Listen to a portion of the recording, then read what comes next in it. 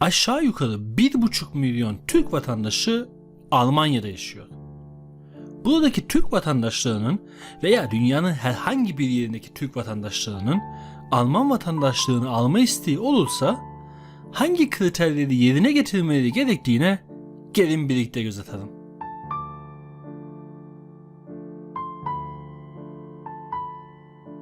Eğer sadece başka ülkelere vizesiz gitme olayını ele alırsak, bir araştırma şirketinin daha bu yıl yayınladığı araştırma sonuçlarına göre Alman vatandaşı olan kişiler tam 189 ülkeye vizesiz gidebiliyorlar.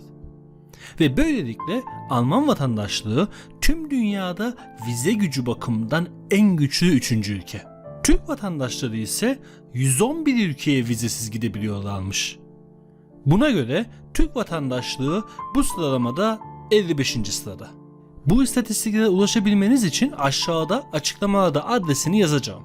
Olaya başka bir açıdan bakarsak, Türk vatandaşları burada gördüğünüz tüm kırmızı renkli ülkelere gidebilmeleri için vizeye ihtiyaçları var. Alman vatandaşları ise burada gördüğünüz kırmızı ülkelere vizesiz gidemiyor. Eğer aklınızdan Alman vatandaşlığı almak geçiyorsa ve hele Almanya'da yaşayan Türk vatandaşlarıysanız, Alman vatandaşlığı nasıl alınır? Şimdi bakalım. Bunun için bazı şartların uygun olması gerekiyor. Ama ilk önce şu sorunun cevabını vereyim size. Türkiye'de 250 bin euro gayrimenkul yatırımı yaparak Türk vatandaşı olunurken Almanya'da yatırım yaparak vatandaş olamıyorsunuz. Ama istihdam sağlayan bir iş fikrinizi Almanya'da gerçekleştirirseniz ve bu işiniz gelecek vaat ediyorsa, Almanya size ilk önce 3 yıl oturma izni verebiliyor. Oturma izni. Bu 3 yıl sonrası işiniz devam ediyorsa ve sizin elde ettiğiniz para ile hem kendinize hem de ailenize bakabiliyorsanız, vatandaşlık için başvurduğunuz kurum size farklı davranabiliyor ve süresiz oturum izni verebiliyor. Ama vatandaş olmak için herkes gibi bundan sonra anlatacağım aynı kriterleri de sizin sağlamanız gerekiyor. Kısacası para ile Alman vatandaşı olamıyorsunuz. Alman vatandaşı olabilmek için toplamda 9 tane kriter var. Şimdi gelelim bu kriterlere. Birinci kriter: 8 yıl boyunca Almanya'da yaşamanız gerekli. Ama eğer bir integrasyon kursuna gidiyorsanız ve bu kursu başarıyla bitirmişseniz bu süre 7 yıla düşüyor. Veya integrasyon kursunda çok fazla başarılıysanız ve toplumun farklı kesimlerinde, farklı kurumlarda yardım amaçlı çalışıyorsanız, bulunduğunuz bölgenin vatandaşlık kurumu bu süreyi 6 yıla indirebiliyor. İkinci kriter, süresiz oturma izni veya uzun süreli oturma iznine sahip olmanız gerekiyor. Bu arada eğitim için olan oturma izinleri vatandaşlık için çoğu eyalette sayılmıyor. Ancak eğitim bittikten sonra Almanya'da oturma izni almışsanız, o zaman üniversitede harcadığınız zaman vatandaşlık için sayılabilir. Ama burada da mesela Bayern eyaleti bunu saymıyor. Üçüncü kriter: devlet yardımı almadan geçinebilmeniz gereklidir. Aldığınız maaş hem size hem ailenizi geçindirmeye yetmelidir. Bunun için yaşadığınız şehir ve verdiğiniz ev kirasının miktarı çok önemli. Bazı yerlerde bir kişi için 1200 euro yeterli olabilecekken bazı şehirlerde yeterli olmayabilir. Bu konuda istisnai bir durum var. Bunu da unutmayalım. Çünkü diyelim ki iş yeriniz işlerinin çok kötü gitmesinden dolayı sizi işten çıkarttı. Ama siz çok çalışkan olduğunuz için bir şekilde iş aramaya devam ettiniz. Ama bulamadınız. İşte bunu gören devlet sizin bu finansal sorununuzu sorun olarak görmeyebiliyor ve bir gözünü yumabiliyor. Bunu unutmayalım. Dördüncü kriter: yeterince yazılı ve sözlü Almanca dil bilgisine ihtiyacınız var. Buna nasıl ulaşabilirsiniz? İntegrasyon kursu kapsamında size verilen dil kursunu başarıyla bitirmeniz gerekiyor ve sonra en az B1 seviyesinde bir sertifikaya sahip olmanız gerekli. Ya da 4 yıl boyunca hiç sınıfta kalmadan bir Alman okuluna gitmeniz yeterli olabilir. Ya da bir Alman okulunu yani Hauptschule, Realschule veya Gimnazyumu bitirmeniz gerekli. Veya yüksek öğretimi, üniversite ve benzeri gibi yüksek okulları tamamen Almanca şekilde başarılı bitirmek. Veya tamamen Almanca şekilde bir meslek yapmışsınızdır. Bunların hiçbirisi yoksa kendi kendinize Almanca öğrenip bir halk okulunda yani Volkshochschule'de yazılı ve sözlü dil bilgisi sınavına girip en kötü B1 almanız yeterlidir. 5. kriter. Hiçbir sicil kaydının olmaması gerekli.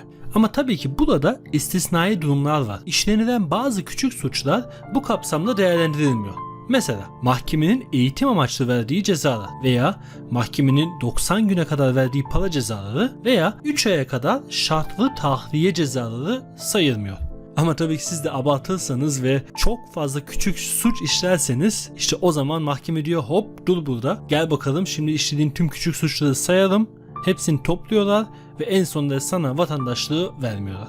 6. kriter temel hukukun özgür, demokratik düzenine bağlılığınızı yazılı şekilde anlayıp imzalamanız gerekli.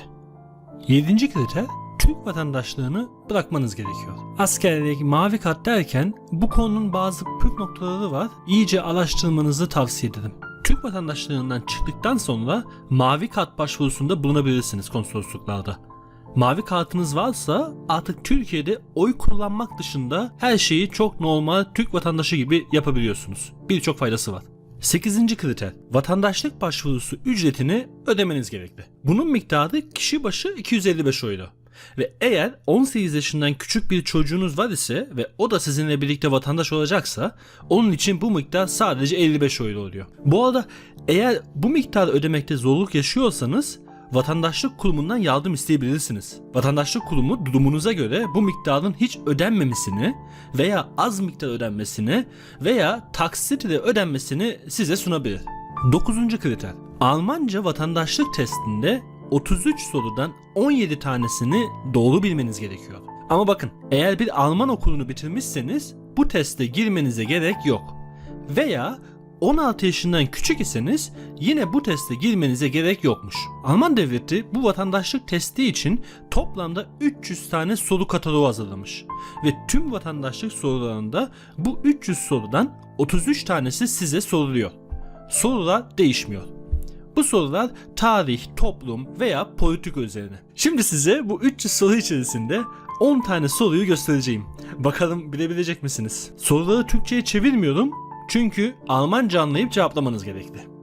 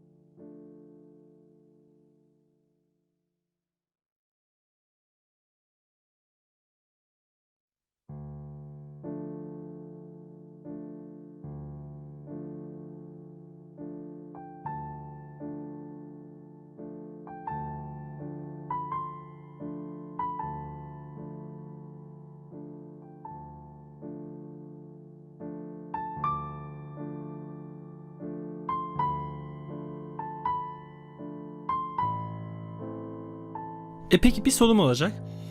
Eğer Alman vatandaşı ile evlenmişsem bir faydası var mı? Cevabı evet var.